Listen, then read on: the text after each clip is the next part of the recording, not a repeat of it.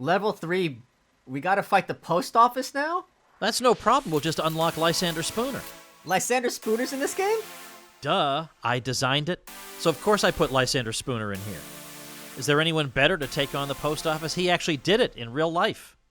Lysander Spooner created his own mail delivery company on the grounds that nothing in the Constitution gives the federal government a monopoly over the delivery of the mail. Nothing says no company is allowed to compete with them. And as Spooner put it, there's nothing in the nature of the business itself that should make it a monopoly, either in the hands of government or of individuals. And he felt like the federal post office was expensive and inefficient, and his service was much less expensive and more efficient. So, of course, naturally, the government sued him and threatened him with all kinds of legal fees, and then at that point, codified the idea that they indeed are going to have a monopoly on mail delivery. Yeah, I mean, this is something we're still dealing with. It took a long time for companies like UPS and DHL to have the legal right to deliver mail. And to this day, it's illegal for someone to be a mail carrier for first-class mail. As a matter of fact, Michael, Spooner didn't just take on the post office. He took on slavery. He was a well-known abolitionist, but he was a dissenting voice among abolitionists, most of whom thought the Constitution sanctioned slavery and upheld it. And certainly you can find several clauses that it seems certain were intended to uphold slavery based on what we know about the debates around it. But Spooner took the position that the Constitution was actually an anti-slavery document. And the reason was this.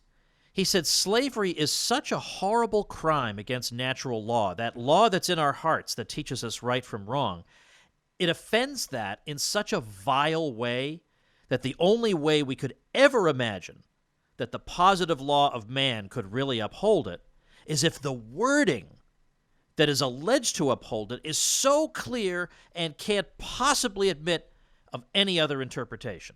Okay, wait, so from his point of view, when you're looking at the Constitution or the law in general, it has to be read in such a way as to give the liberty argument every possible benefit of the doubt. Exactly. We give liberty the benefit of the doubt, not slavery. Therefore, I can interpret the various clauses that are supposed to refer to slavery in ways that are completely benign and do not involve slavery.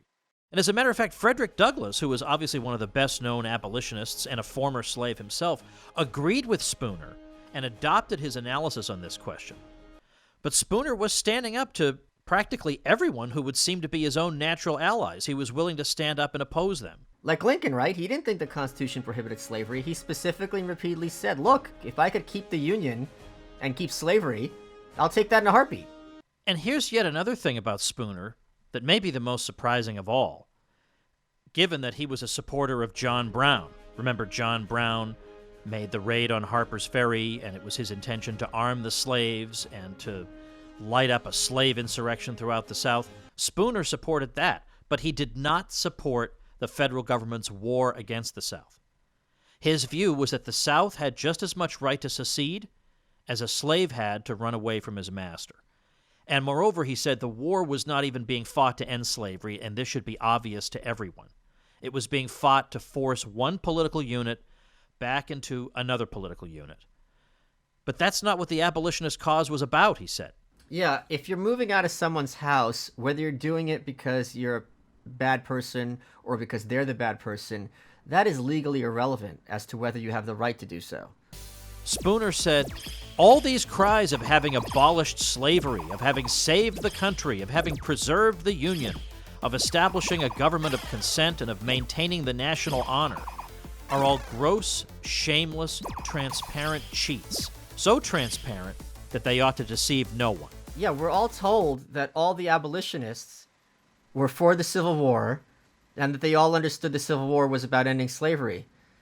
But if you actually look at history books, there was no unanimity among them at all, and very few of any of them believed, or was claimed at the time, that the premise of the Civil War was about ending slavery.